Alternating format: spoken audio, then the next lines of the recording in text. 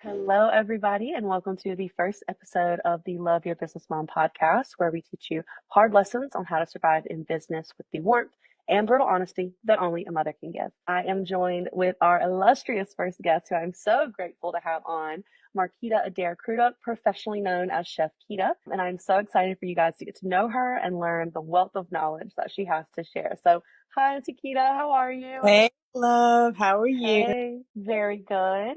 So normally I'll tell you how I met our guest, and in this case, it was easy. She's my auntie. She's amazing. And I would love for you to tell the people who don't know you as well as I do what you do, kind of the high level of what your business is, and how you got to this point. Yeah, so I am a private chef. We do lots of private events in our clients' homes or in small venues. I have been a chef professionally for about 18 years now, Mm, so I'm not a newbie. I got started on my own after the pandemic hit. I used to work mhm. at a catering company in Raleigh. And then after the pandemic, I started doing, private gigs on my own. And for me, it was much better because I could plan how I wanted to work. I could plan to be with my family when I wanted to. So it has all worked out very great. And so I'd love to know, with the 18-year history, did you ever have any odd jobs before you got into cooking? Did you always know you wanted to be a chef? Can you tell us a little bit about kind of your humble beginnings? I always knew that I wanted to be a chef. Originally, my plan going from high school to college was like, I want to own a restaurant. I worked in a restaurant for like a week and I was like, yeah, no, this is not for me. So my professor was like, so how about catering? And so I tried Mm, that and I fell in love with it. It's never the same thing. You meet so many different people from all kinds of backgrounds and stories. So I fell in love with catering and that's what I decided I wanted to do. that's beautiful. I love when somebody just like knows their purpose very early and they just go for it. You don't always get that opportunity, so that's amazing. And Yeah. throughout your career, like you said, you tried the restaurant, you did catering, you're on your own now. I would love to know, when you look back on your career so far, what are some of the biggest lessons that you've learned about how to stay consistent? Because I've found that a lot of people typically are someone like myself, right, where they pivot over time, they do a bunch of different things. When you're in the same career, I feel like it can be a little more difficult maybe to get inspired other than just keep going and getting better. So I'd love to know, what are the things you learned about being consistent and sticking with it and continuing to grow after years of kind of doing the same type of work? Yeah. Adaptability for one, because the things that are happening now on the food scene are not the things that was happening 10, 15 years ago. So there's Right. lots of new trends. There's lots of new gadgets. My favorite is probably the sous vide and the dehydrator. I use those quite Mm, often. So, okay. you never stop learning. You never stop growing. I love to read cookbooks like I would read an actual book. I love My that. TV stays on Food Network. I just love to see, of course, we've got the Bobby Flays and the Gordons and all, but seeing Hmm. new fresh chefs come up with some of the amazing things and techniques that they have done.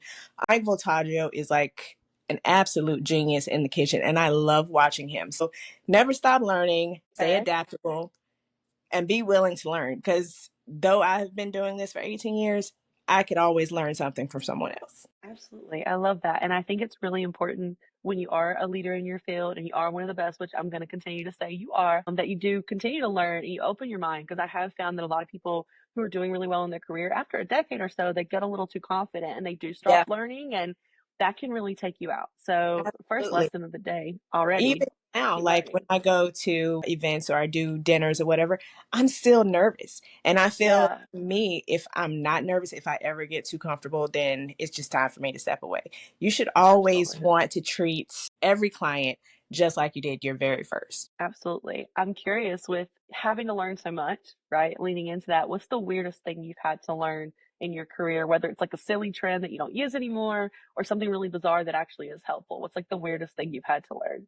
Ooh, let's see. I don't know about had to learn, but it Hmm. was very useful. So you start in the kitchen and you start at the bottom. So Yeah. there was lots of chopping and peeling and things like that. I had a lot of onions to do. So I got this genius idea because I got tired of crying and my eyes burning. I wrapped my face Mhm. in saran wrap.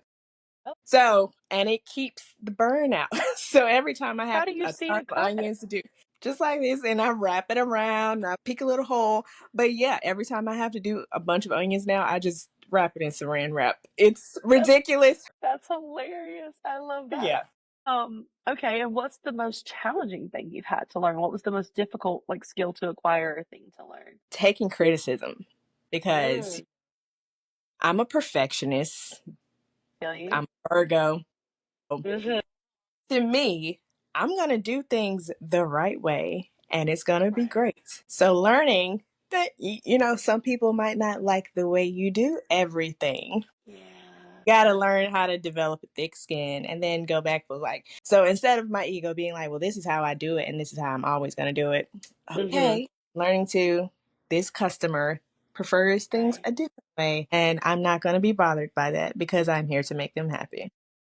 Wow. Any tips on how to stomach that? Because I know in every industry that could be really hard to do. Swallow my pride. I say all kinds of cuss words in my head, but I Yeah. smile and I go back to the Okay. drawing board and I'm like, so what did you not like about this? What did you like Mm, about this? And then we kind of adapt and flow from there. But yeah, I don't like criticism because I get I'm that. perfect. You are So perfect yeah, to me, but but I yeah, feel you. yeah. Okay. And so I'm curious, you talked about being a perfectionist and you got a little giddy. I kind of got like your main energy that I normally feel when we're like in a relaxed personal setting. So I want to dive more into the person you are outside of work and how that informs the awesome work that you do. So tell me a little bit more about young Markita Adair-Crudup, but she wasn't a Crudup yet. And how she believed in herself and how she built this sense of confidence that you're like, I do everything right. I would love to know more about that. Since you already knew what you wanted to do, like, how did you build that self confidence? Funny enough, like the confidence came later. So a little bit of Mm, background. I am the oldest of four boys. okay. So being the big sister, I've always been in charge. I've always been a leader. But also I had a hovering mother. So I think that can kind of have a negative effect on, Mm, as a daughter, it can have a negative effect on your confidence because, oh God, I'm not good enough and am I doing this the right way? So the confidence piece came later as I started to grow and learn myself. mm, It's it's actually still a work in progress. I love to do affirmations. So I recite certain things to myself every day. You are worthy of everything. You are enough just as you are. I don't have to make everybody happy. So there are certain things that I recite to myself. That leads me to imposter syndrome because that's yes. a big want to choose my words here. There's a lot of things that play in our minds. I don't know if it's human nature, maybe Mhm. is where, some people are just, they got it all together, or at least they look like they have it all together. I am not one Yeah. of those people. So the affirmations have been a big part of the thing for me, but also learning where I need to grow, Mm, taking compliments from others because that has been a hard thing for me too. My friends are always like, they'll say something and I'm like, okay, whatever. And they're like, take the damn compliment. And I'm like, okay. truly. So now I'm at a place where someone compliments me or thanks me and I'm like, you're welcome. Because I think that when someone, speaks kind words to you or uplifts you, it's an insult to them if you're just like, okay, well, all right. Yeah. So I have learned to accept the compliments. I am learning that I am enough just as I am, and I am a bad. And I can we say Yes. that? Yes, you Okay, can say whatever you want, girl. This is my podcast. I don't okay. care. And I can do all the things that I want to do, and I can do them well. Yes. I love that. I'm always inspired by that. I try to embody that. I tell people all the time, like, you are my professional inspiration, right? Like, the way that you carry yourself, the way that you hold your boundaries, I think is just such a lesson for people because often entrepreneurs are so determined to make their business successful that they end up like succumbing to the whims of any and Yes, everyone to try to make everybody everyone, yes, happy. And I can feel do like that. the less you do that and the more you lean into like who you are, what you care about, how you carry yourself, I just feel like the more successful you've been. So I definitely Absolutely. want to tap into that a little bit more. Tell me a little bit about your routine because I feel like in order, for those of you who don't know, she is a mother, a great one at that. She's a wife. She's got a business. She got a lot going on. So I'd love to know kind of like what are the routines you do to like keep things going and still have a successful business. So there's no such thing as balance. I think that is a myth. I believe in life harmony, all Mm, things working together for the greater picture. So there are times when my family I have to put you guys back here for just a little bit, and I have to Yeah. focus on this piece of business. Or, business has to take a back seat. It's family time. Or business and family have to take a back seat, and I need some time for me. I need to Yeah. take care of me. And I think a lot of women forget to take care of themselves. That is super important. You have to have the correct mental framework. Your body has to be taken care of. You need rest. We cannot go and go and go and do all the things for all the people. We're going to break down at some point. Your body is going to break you down. So I think Hmm. taking time, focusing your energy on where it needs to be, because you can't focus on everything 100% all the time. Focusing your energy on the priority at the moment and then focusing on something else. That's the word. That's the word for real. With priorities in the moment. And then I want to dig into self care because I have a lot of questions there. How do you decide what needs the attention? Is it feeling? Is it data? I feel like everybody has a different approach. Like, how do you go, oh, my family needs me right now, or oh, I need me right now? How do you make those decisions? I am a list girl. Okay. Okay. Tell me more.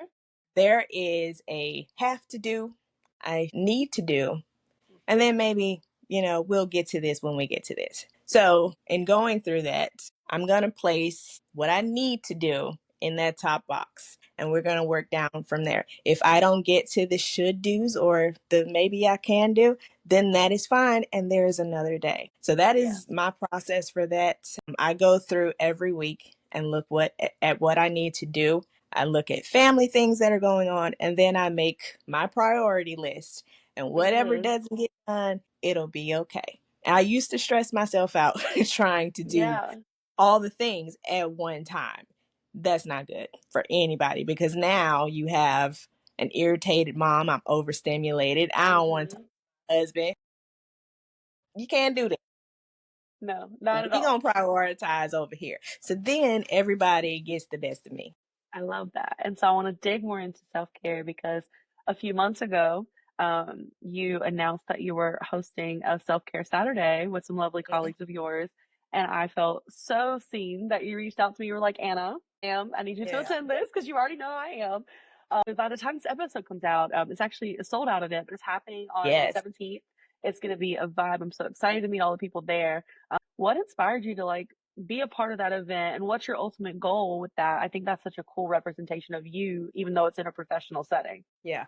So a few months ago, February, I was just done. I was tired of everything and Yeah. everybody. Realized like there was a really busy holiday season, and then usually Hmm. January I get a chance to slow down. For some reason this year, like everybody wanted to have parties and all the things, so Mm, I was burnt out. And I was just irritated with everything and everybody, and I realized that I hadn't taken that time for me like I usually do. So I was talking to my therapist, and she was like, "You need some you time." And I was like, I just woke up one morning, I was like, if I need this, other women need this. So literally at the whim, I put the thing together and all the pieces started dropping right into place. And I'm I like, love this is it.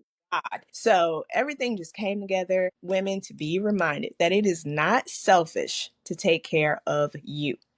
Mm, Mom guilt, I know it's a thing. We want our children happy. We want our husbands or our lady friend, our wives happy. But mhm, no, you got to take care of you. It's not selfish. I promise. Everybody will love you more when you are rested, when you are taken care of.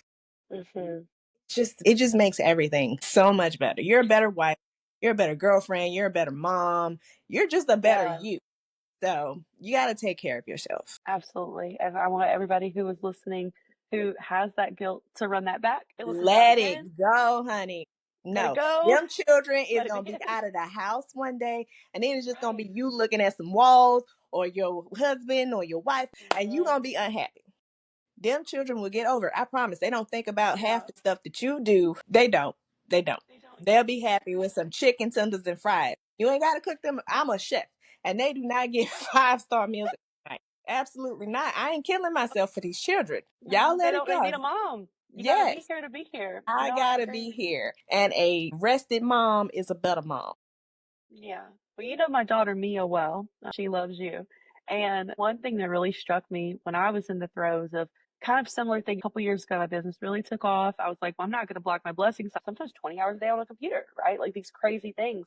And one day my daughter walked up to me and she goes, Mom. And I'm like, what's up, baby? And she goes, you can't work all the time. And I was like, dang, she's kind of right. I mean, you yeah. know?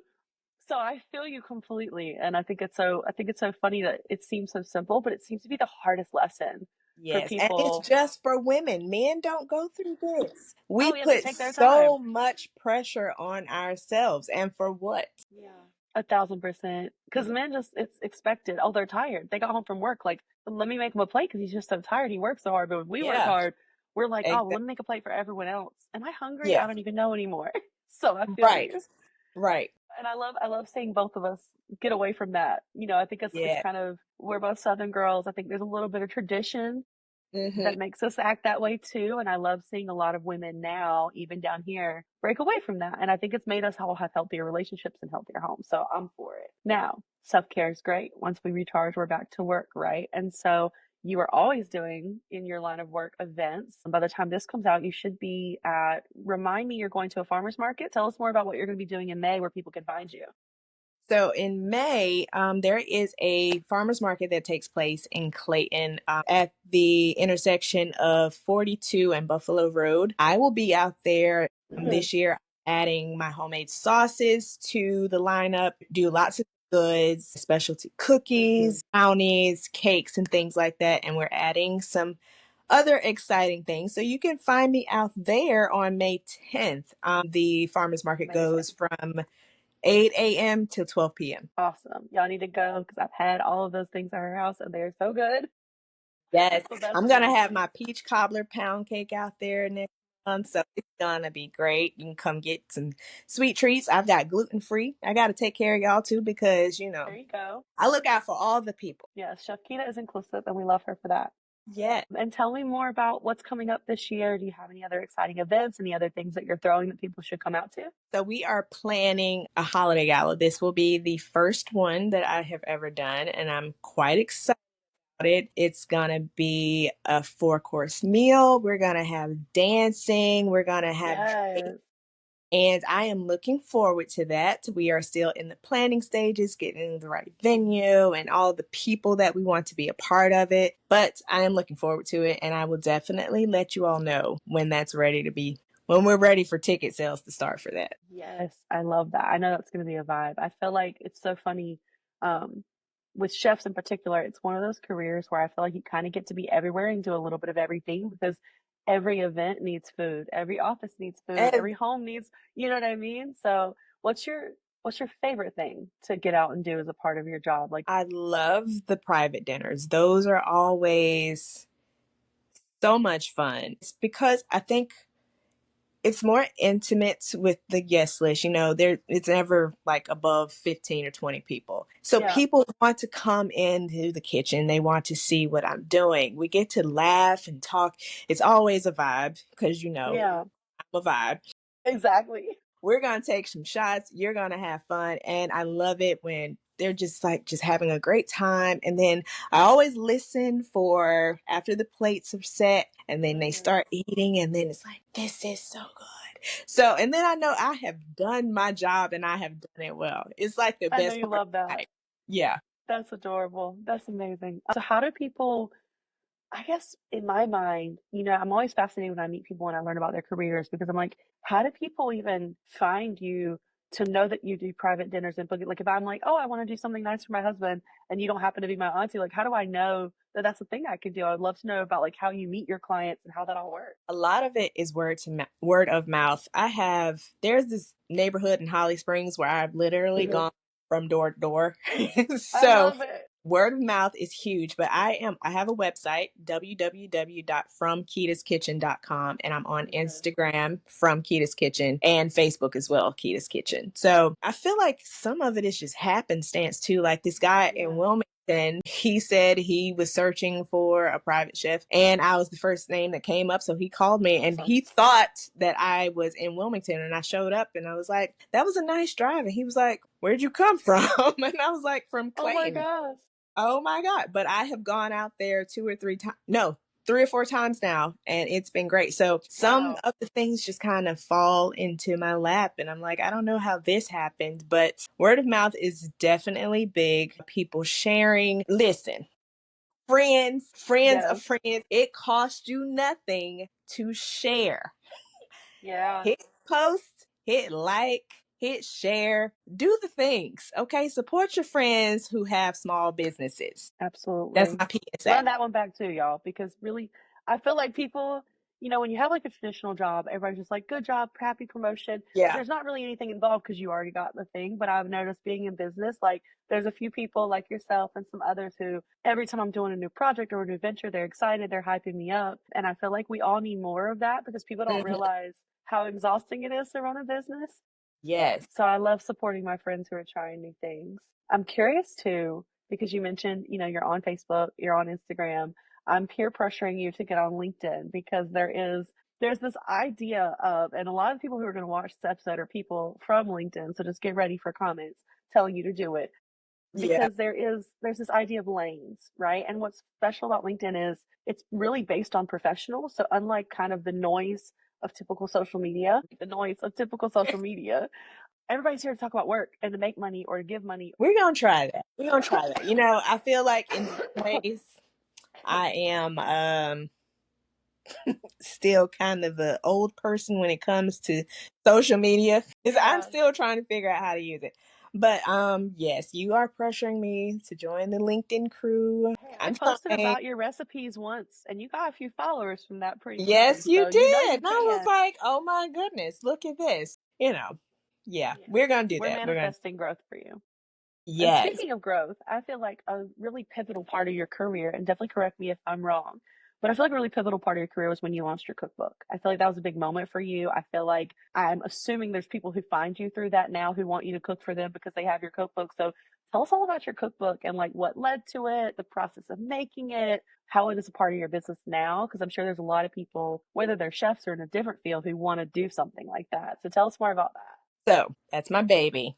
that. And it took so long to do. I always knew I wanted to do a cookbook. I just did not Mhm. know how laborious it would be. Because, Yeah. I mean, I cook. I don't write out recipes. There are people who just write out recipes. I Yeah. don't do that. So I think breaking down everything and measuring everything over and over again was the most tedious part of putting that together. It took over a year and many, Wow. many trials to get the recipes to where I was like, okay, this is it. So yeah, but I'm so proud to have gotten that out. I'm in Barnes and Nobles, on Amazon. I'm in a local shop in Cary. It's Nice. been a really great extension of myself because all the recipes in there are family favorites. There's nothing too Mhm. fluffy or fancy. It's just things that my family likes to eat. So everybody can do it. I didn't make it too difficult. Most of the stuff that's in those books, that book, look at me, manifesting another book.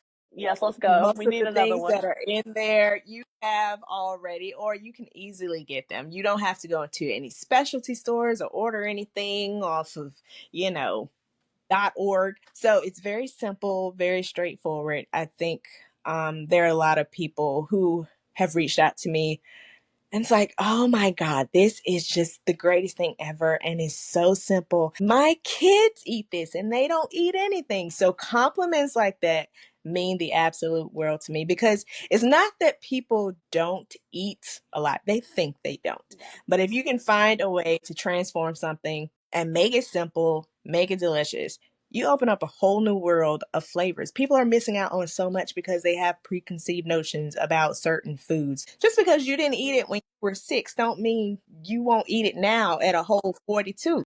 No more What's an chicken example of tenders. one? Y'all stop Okay. ordering chicken tenders and fries. You grown.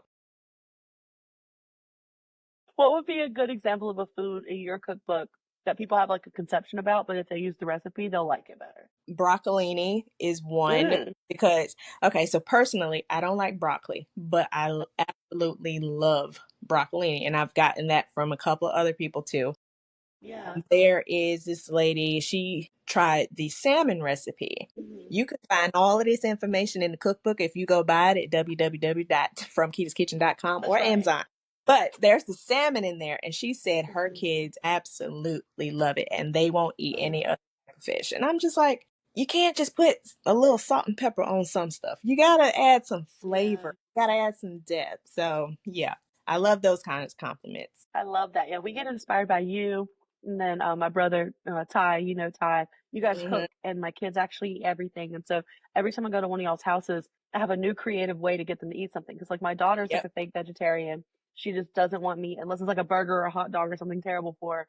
But between you and Ty, we've gotten her to eat chicken to the point now where she's like, "Can we have chicken with this?" And I'm like, "Oh, thank God, protein. You need something other than carbs in your diet." Yes. And we did the same thing with broccoli early on. So I love that tip. I think that's great. Yeah. And you can always hide vegetables and fruits for kids, like carrots. Mm, Make a puree out of those and mix them into whipped potatoes. nice. Braxton tears them up. And I'm like, I dude, love these, that. yeah. So just make food fun and interesting. Give it some flavor. Nobody wants bland. At all. And I'm curious too. I know a lot of the foods you make are either foods that you've probably made throughout your career or foods you grew up eating. Have you ever like traveled and gotten inspired by food and made something like that? Have you tell me a little more? I see the vacation photos, with your husband. Have you ever traveled and like gotten inspired and made a new type of food? Because I feel like cuisine is one of those things that really blends cultures. Yes. So in Tulum, we Ooh. had there was some type of spiced shrimp served with sweet potato croquette or something like that. It Mm. was just so amazing and so good. And I never would have thought to put shrimp and sweet potatoes together. So Hmm. I came home and I started working on a an appetizer for a shrimp and sweet potato fritter. So basically, I slice the shrimp and do all the things to that. I roast the sweet potato and I mix it all together, add some spices, some herbs, and then I coat and bread that and make it into a fritter. And it is one of the most popular appetizers on my menu. So I you love can, that. traveling gives you all sorts of inspiration for food and things you would never think to put together, like sweet potato and shrimp. That is crazy, but it sounds good when you actually say it. And I'm curious too, like, I feel like that plays into the not balance, the harmony. I like that you've given me that Yep. word to reflect on. I feel like that plays I feel like that plays into the harmony of if you were just fulfilling orders, doing events all the time, and you didn't go, with him to Tulum, then you wouldn't have gotten this great thing that now, makes your menu better. So I think that's such a great example of a real world application. Like we can say take breaks and self care all day, but I love showing like a real way, like even if you only care about business success, look at how it can make your business better. Has Yeah, anything else like I mean, that? yeah. Oh, go When ahead. your mind is refreshed, all Yeah. open up the way for all sorts of creative ideas and things to come to you. But if it's bogged down with list and what I have to do and work, work, work, work, work, Right. you don't have that creativity and the flow. So I Yeah. think getting away and taking care of yourself, turning off your mind for a little bit. What is your favorite way when you can't go to Tulum or the DR, or somewhere tropical and beautiful? What's your favorite way to like get yourself calm, take a deep breath, and like kind of restore your creative juices? Is it a nap? Is it a TV show? Like, what's the thing that kind of gets you back in that zone if you are really busy? If I have the time, then it's Mhm. always the spa. I love going to the Mm. spa, the sauna, just let everything melt away, relax. I always fall asleep. I always tell them if I'm on a massage table, if I'm Yeah. snoring, I apologize. Just let me Yeah. sleep. But yeah, getting away to just relax for a little bit. If I can, then I love binge watching shows, my Hmm. glass of wine, my little snacks, and Yes. just for a couple of hours. And that's what I do. I love that. And I feel like it's the simple things that people don't think about that can just make it so much easier to like turn your brain on. Like for me, if I haven't had a lot of time with my kids, right? Okay, let's play Uno after dinner. And you're going to laugh so much and you're going to have a great time. And by the time you're done, you're like, oh, I could run a marathon and do my work right now. So I Yes, totally get being that. being with your family can be, and their kids will let you know what they need to. Sometimes they want to be by themselves, and you should let them. Don't bog down their schedules with soccer, basketball, and baseball, t-ball, I learned tutoring. that one the hard way. Sometimes they need a break too. Yeah. Everybody needs a break. Yeah. Absolutely. So I guess in all of this, we've learned a lot about what you do, where we can find you, how you got here. I really want to know more about the values behind it, the mission behind it, what your goal is. So for example, a lot of people start a business because they just have a great idea and there's no way to do that in corporate. A lot of people start a business because they're like, for my example, I only got into this initially because I needed a way to control my schedule, right? So I could pick up my kids from daycare. I feel like everybody has like unique reasons why they start and why they keep it going. And so I'd love to know, like, other than obviously we want to make money and we want to do really creative things and have control, like, what are the things that drove you to go out on your own? And what are the things that keep you doing it now? Yeah. I say a big part of me choosing to go out on my own was so that I could have time with my family. My Yeah. family is of great importance to me, and I think it's important to spend time with them, to know them, especially I think when I started doing this, Braxton was 2 or 3, Hmm. and I didn't want to miss out on the big pieces of life. You know what I mean? As they grow older, start doing their own thing. But I think for him now, it's his, he's in elementary school. There's still lots of new things, that he hasn't discovered Yeah. yet. And I did not want to miss out on those milestones. So that was Yeah. a big part of it. Working in catering, some days were 12, 15, 16 hours. I didn't want Yeah. to do that anymore.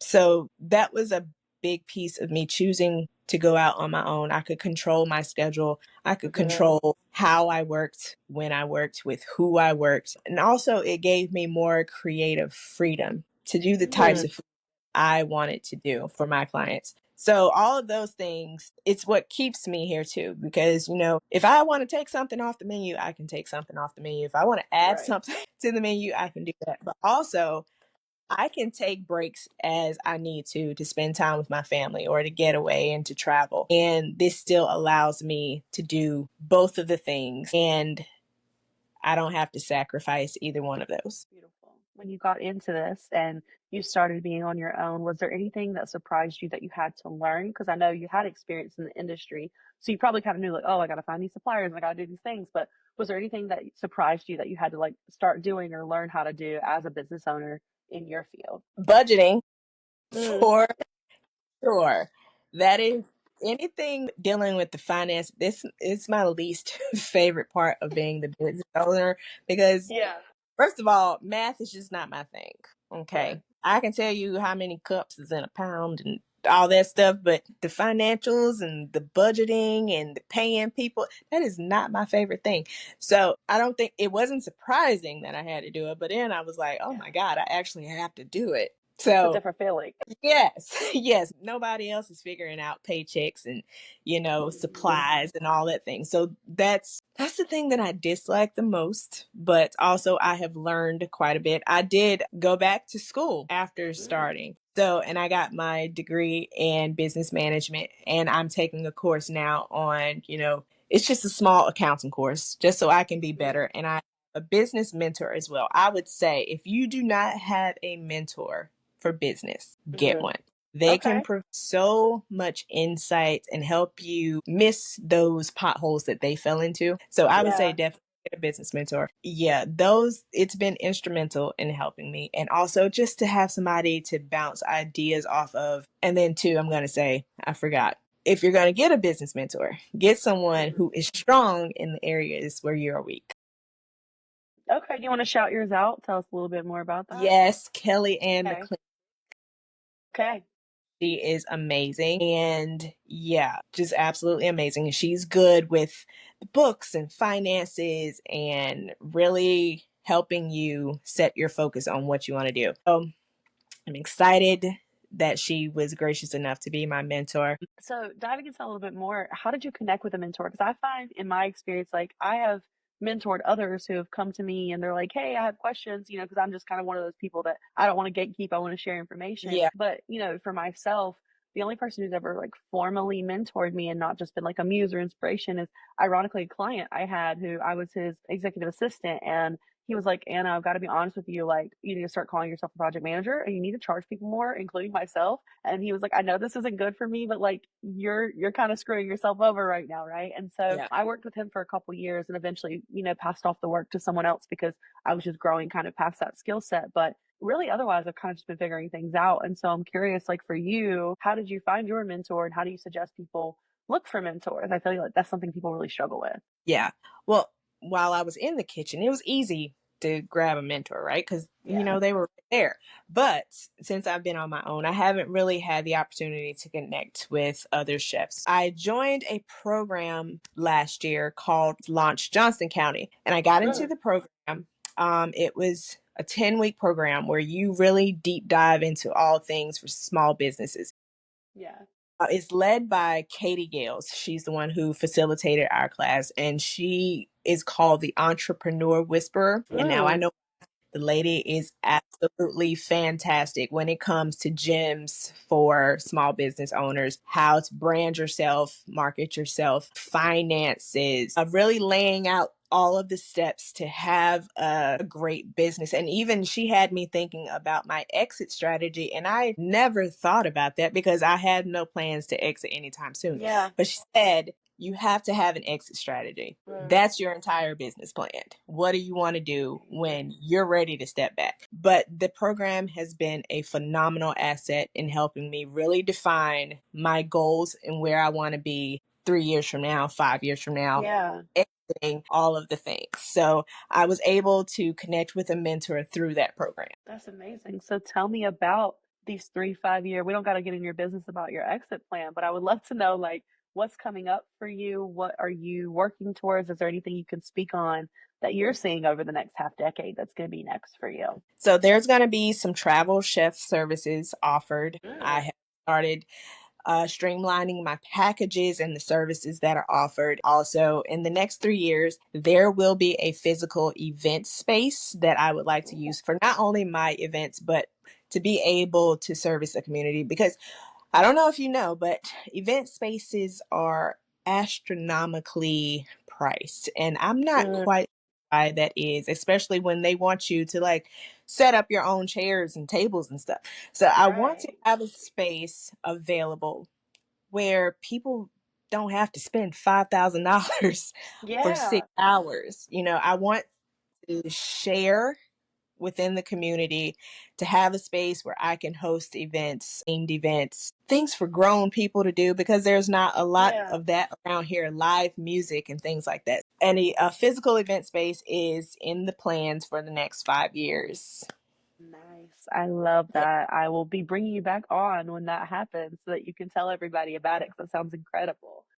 Yeah. And with that being a far off plan, when you make big moves like this in your business, it was probably similar when you made your cookbook. How do you start? I'm sure initially it's the fun, Pinterest boards and ideation and all that. And how do you really strategically go, okay, here's where we want to do it? Kind of the project management side for those Hmm. big events. Do you start with research? Do you start with getting help? Do you start with, I mean, I'm curious how you accomplish those things because I feel like you've done several things like that. Yeah. Um, Definitely. Well, it's on my vision board, so I can Love see it. it. This is what we are working towards, and I can see that and focus on that and speak that every single day. Okay. Knowing exactly what I want, Mm. envisioning that and putting it out there. And then, funds, you got to have money when you plan to do stuff like this. Yeah. Setting a budget, and I've been researching the best way to go about securing funding for this. And also, serendipitous, I guess, I have connected with someone who invests in event venues. That's So, awesome. lots of planning, researching, and just putting it out there in the universe and let God do his thing, because I think a large part of my success has been due to God in my faith. Yeah. You speak the things that you want to happen and believe that it'll come to you. I imagine your faith has been a huge source of energy and direction through all this. So, how does your personal faith, which can be a very personal thing, how does that translate into how you show up in your business and how you get through, doing business, which can be really tough? I'd love to let you speak on that as well. I know it's important to you.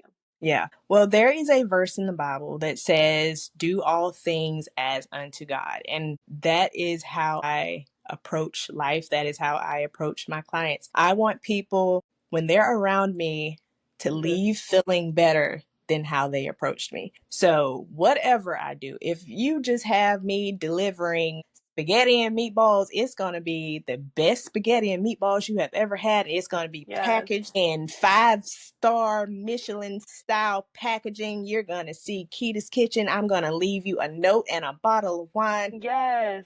I believe in people always leaving my presence better than how they came. I don't want people to ever come around me and they're like, oh my God, no. So my goal is always to put a smile on your face. My faith right now, as you know, Yeah. it's been a rough 2 weeks with the passing of my brother. And though there are times where I'm like, God, I don't understand this, I am leaning into that and knowing that He has a purpose. I might not understand it. I may not agree with it, but I know that something good will come out of this, and His purpose is always the plan. My plans are nothing. That's beautiful. And I want to just take a second to honor your brother. I know that he was so important to you and he was very young and he is very missed. But I do think the way that you move through life and the way that you move through your work and the impact that I know because I feel it and my kids feel it, you're a light in the world. And I think that if you stay on your path, you're going to continue to honor him and his legacy and how he was for you because you're giving that love to other people. So I think it's a beautiful thing that you're continuing to do. And I appreciate your vulnerability because I feel like everybody has things that are devastating and difficult and they still have to show up to work. People don't feel like they can talk about it. And I think it's beautiful that you do. And there's going to be someone who listens to this episode and they needed to hear you say that. So I'm grateful to you for sharing that with everybody. Yes, thank you. Of course. So we have done a very beautiful TLDR for people who don't know you. There's so much more we can talk about. I'm sure I'll have you back on future seasons, but I would love to have an overall lesson or takeaway from today. And talking to you, the initial lesson that I get is to really put value in and to fight for your life harmony because I feel like everything we've talked about, the ultimate goal of it is to live this harmonious life where you can have be successful, still love your family, still be a whole person. But I'd love to know, do you feel that way? Um, Absolutely. and what's Absolutely. what's one thing that listeners can do today to work towards that goal? Obviously, that's a lifelong commitment, but what's one thing they can do to action that lesson? Shut down the laptop, go take a walk, go take a breath, sit in silence, meditate. Yeah, Think now I know life is too short. yeah, If you work in corporate or you work for yourself, if you work in corporate or for someone else, they're going to hire somebody else. If you, God forbid, you pass away from here, you yeah. can't invest all of your time and energy into someone else. If you work for yourself, you want to be around, long enough to see your business go where you want it to go. I think you have to take the time for yourself, care for Yeah, yourself, on yourself, give yourself grace. And it's a hard lesson to learn. It took me a while, yeah. but you have to give yourself grace because you can't do everything for everybody. You can't be everything for everybody. Hi, love. Perfect timing, my sweet boy. Yes. You heard Look me at talking to Auntie you. Kita. Do you want to say hello because you miss her? Yeah, you say every day, I want to hug Auntie Kita. Hey, kid. Yeah, but that's okay. We can say hi to Auntie. Yeah, she Yeah. too. All right. I'll have some popsicles for you. Oh, she's gonna have popsicles. Can you give mommy 5 minutes to finish talking to Auntie Kita, please? Thank you. So 1 second. You always know when I'm 5 minutes for finishing something, don't you, baby? Here you go. They got a magic power with that. So anyway, Yep. I'm back. The theme of season one is family values, and not in the political or any other connotation. In our family, my husband and my kids, it's about honesty, and I translate that into work, right? With clients, being transparent, letting them know what's going on, having hard conversations when they don't want to hear my feedback. So, what's a family value from your family that you take into your work? A big one in our family is openness. Mm, When I was growing up, we were kids. You were to be seen and not heard, and I don't care what you mm, don't like. So yeah, being a parent for me, I want my kids to come to me with everything. It doesn't matter what it is. You can always come to me. If I'm doing something that you don't like, tell me and we'll work on yeah. that. So taking that into my work, I always want my clients to feel open with me. You can tell me if you don't like something, tell me. That hasn't happened very often. Of I just want to course. throw that.